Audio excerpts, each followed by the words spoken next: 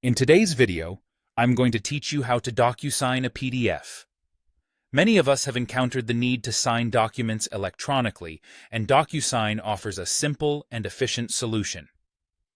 Let's walk through the process together so you can confidently navigate and use Docusign to sign your PDFs whenever needed. To begin, you'll first need to log into your Docusign account. If you're already logged in, you're all set. For those who are new, go ahead and create an account on Docusign's website. It's quick and easy.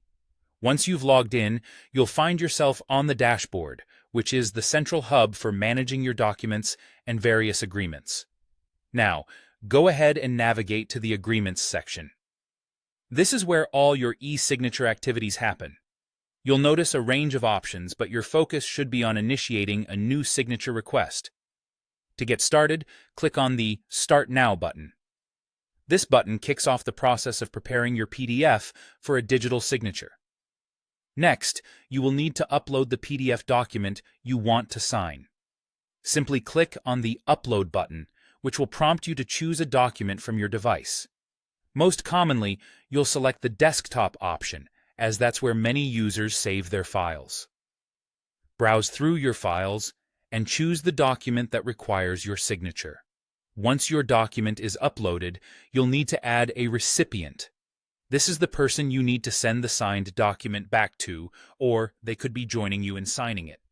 Click on Add Recipient and enter their email address and any other necessary details. Docusign will then take care of notifying them once the document is ready.